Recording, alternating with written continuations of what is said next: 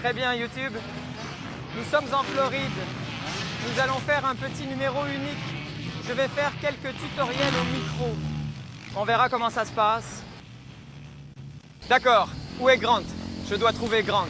Aucune idée d'où il est. J'essaie de le trouver. Pas d'indice. Oh, il est là.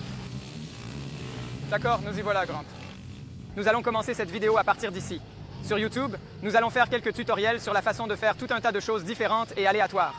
Donc, tout d'abord, nous allons commencer très simplement. Les ajustements en vol, qu'il s'agisse d'un coup de frein, comme ça. Oh! En avançant la tête, en apprenant à freiner sur des sauts qui sont vraiment confortables, comme ça.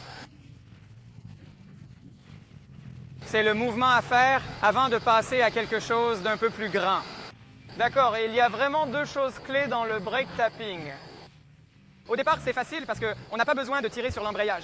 Donc, l'une des choses sur lesquelles vous devez vous concentrer est d'attendre jusqu'à ce que vous soyez à la hauteur de votre saut.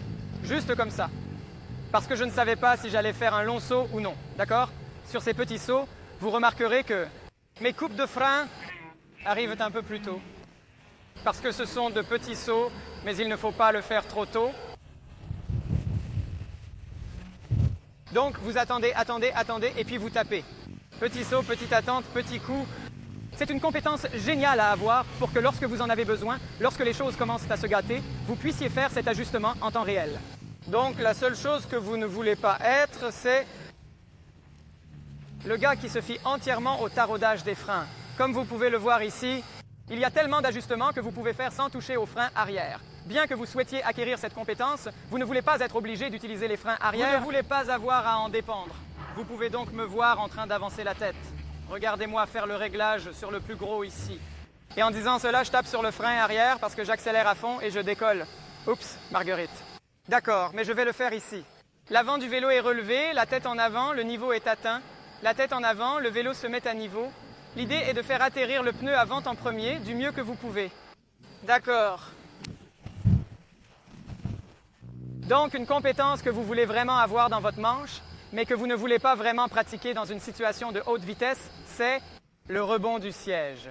Vous allez aborder le saut plus lentement et accélérer à la dernière seconde.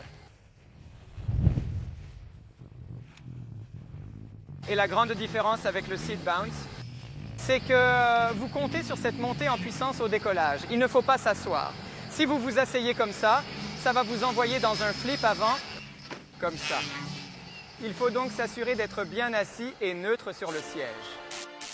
Nous y sommes enfin, nous y avons travaillé ces derniers mois. La toute nouvelle application Moto Academy est désormais disponible sur l'Apple Store et le Google Play Store. Allez y jeter un coup d'œil. Tout ce que vous voulez, vous l'avez. Elle comporte une toute nouvelle fonction de cours qui vous permet de répondre à des questionnaires et de suivre vos progrès tout au long du parcours. La communauté de la Moto Academy s'est élargie et vous pouvez désormais envoyer vos vidéos pour que toute la communauté puisse donner son avis et que les entraîneurs de la Moto Academy puissent vous donner les meilleurs conseils possibles. La place de marché de la Moto Academy vous permet d'acheter et de vendre du matériel d'occasion à l'intérieur de l'application. Vous avez le Mastermind de la Moto Academy où vous pouvez vraiment avoir un accès direct et intime avec moi pour pouvoir progresser, que ce soit au niveau de l'état d'esprit, des efforts entrepreneuriaux, de tout ce qui concerne les affaires, l'accès à moi à l'intérieur du Mastermind et bien d'autres choses encore. Nous faisons des cadeaux sympas et toutes les choses que nous faisions auparavant, mais cette interface utilisateur est 1 million de fois meilleure et je suis très enthousiaste. Allez sur tmotoacademy.com, abonnez-vous à l'application dès aujourd'hui. D'accord, alors maintenant ce que nous allons faire, pas juste pour le plaisir, parce qu'on mélange tout ici, on va faire un exercice à une main. Maintenant, gardez à l'esprit que je suis dans les 70 chevaux vapeur. Donc, je ne sais pas si je recommande à tout le monde à la maison d'être à 70 chevaux vapeur pendant que vous faites la perceuse à une main. Mais la clé est ici, c'est que vous travaillez vraiment ce vélo avec le bas du corps. Et comme vous le voyez, je peux faire tout ce que je peux faire d'une seule main que ce que je peux faire avec deux mains. Le cycliste est juste un peu plus lent, n'est-ce pas? Cela vient en saisissant le vélo avec les abdominaux.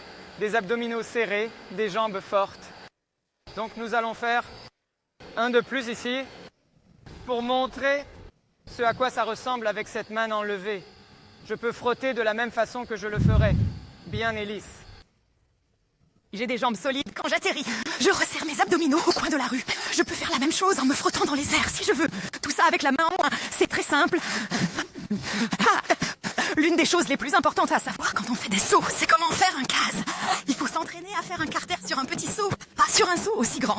Nous allons le faire pour que vous puissiez le voir. En gardant des jambes fortes, on atterrit d'abord avec le pneu avant. Je vais aussi faire une parade sur cette marche, à moins que Grant ne soit trop près pour la voir sur le plan ici. Mais nous allons vous montrer juste ici. Jambes fortes, pneu avant en premier. C'est super, super facile. Donc je vais sortir du cadre ici. Mais on va étaler la merde rapidement pour vous les gars. Et regardez ça. Donc nous allons... Oh non. C'est la vitesse de cette moto. J'ai donné le plus petit. Je suis à 70 chevaux. C'est dur pour les sauts dans le temps ici. Alors, lâchez-moi un peu. On va s'occuper de ça pour toi. Des jambes solides. Ça n'a peut-être pas l'air génial au départ, mais c'est la façon la plus sûre de le faire. Le pneu avant d'abord. Gardez vos jambes bien fermes. Voir si on peut faire un wheeling sur cette ligne droite. Sauter quelques bosses de freinage. Un peu de broussaille. Un peu de broussaille. Regardez ça. Nous allons faire un wheeling à partir du... Wow, la base ici. Trempe-le. Maintenant, on va faire un one-footer gras. C'est irréel. De quoi ça a l'air? Au fait, une bonne façon de pratiquer l'exercice à une main est de décoller avec deux mains et d'atterrir avec une seule si vous êtes à l'aise. Et quand je vais donc décoller à deux. Passe bien, je peux enlever cette main pour l'atterrissage si je veux. Ou vous pouvez faire l'inverse, c'est-à-dire décoller avec une seule main et remettre la main. Cette moto est tellement amusante avec ses 70 Beaucoup de chevaux. Je veux dire, c'est un peu effrayant parce que je pourrais avoir du whisky à n'importe quelle seconde. Donc c'est bon. D'accord. Il y a deux choses sur lesquelles je me concentre quand je fais des whips. La première est d'approcher un peu plus lentement et de prendre un peu plus de vitesse, puis d'augmenter la vitesse au fur et à mesure que je décolle, parce qu'un fouet est une précharge. Un scrub est une absorption. Donc je veux faire tout ça avec l'accélérateur quand j'arrive à la base de saut. Et l'idée avec ça, c'est que je veux vraiment être capable de suivre la moto de haut en bas, et de créer cet effet gyroscopique qui la fait tourner autour d'elle, n'est-ce pas? L'effet gyroscopique qui lui permet de se retourner, n'est-ce pas? Maintenant, cela va créer un très bon visuel de la différence entre le dernier, qui est un fouet, et celui-ci, qui sera un gommage. Donc l'idée avec le gommage est que vous essayez d'obtenir cette vitesse à l'avance, puis vous relâchez un peu l'accélérateur quand vous sortez de la face. Vous voyez donc à quel point j'ai baissé. Tu essaies de pousser à travers l'obstacle plutôt que de suivre la piste et de sortir quand tu fais un fouet. D'accord. Maintenant, je vais faire un autre coup de fouet pour que vous puissiez, encore une fois, bien voir la différence de vitesse. J'arrive lentement. Ce qui est difficile avec cette base de saut, c'est qu'il n'y a pas beaucoup de traction, donc mes pneus se détachent du fouet quand je ne le veux pas. C'est pourquoi je fais des petits sauts. Waouh! Si cette face avait un peu plus de mordant, un peu plus d'adhérence, je me suis tellement rué dessus, vous seriez en mesure de suivre un peu plus vers le haut et vers l'extérieur. D'accord. Il y a une chose que beaucoup de gens font quand ils apprennent à frotter, c'est qu'ils n'apprennent à frotter que dans une seule direction. Alors, regardez. Je vais faire une roue sur le premier obstacle, et je vais frotter à droite, frotter à gauche, et encore à gauche. Vous voulez être aussi efficace à frotter dans les deux directions parce qu'on ne sait jamais quelle situation va l'exiger.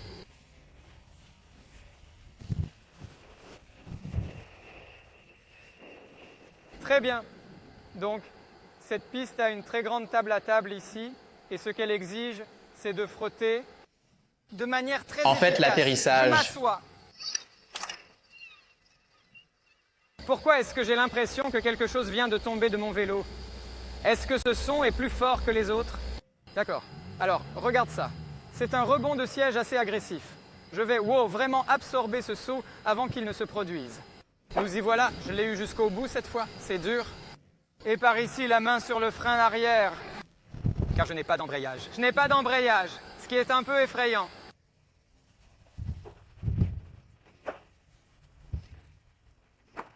D'accord. Nous allons faire ce tronçon encore une fois ici. Non! La raison pour laquelle j'ai arrêté ça, c'est parce que, quand j'ai frotté, j'ai sauté un peu long sur le premier.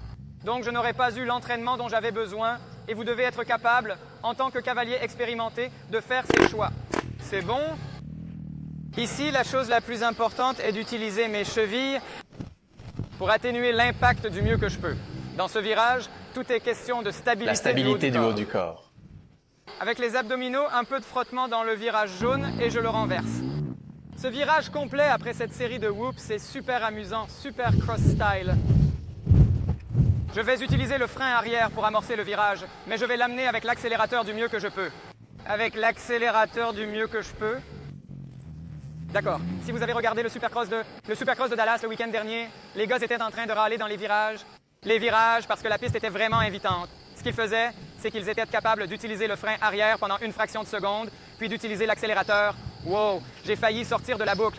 Utiliser l'accélérateur pour amener la moto dans le virage. Laissez-moi prendre une autre photo de ce virage. D'accord.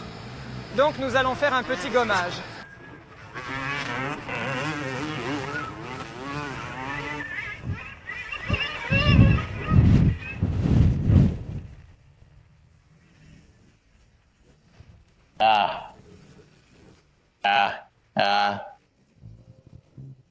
C'est très bien. Et voilà, YouTube. Un tas de tutoriels divers et aléatoires. Nous sommes officiellement en mode économie d'énergie, alors abonnez-vous. Toodles.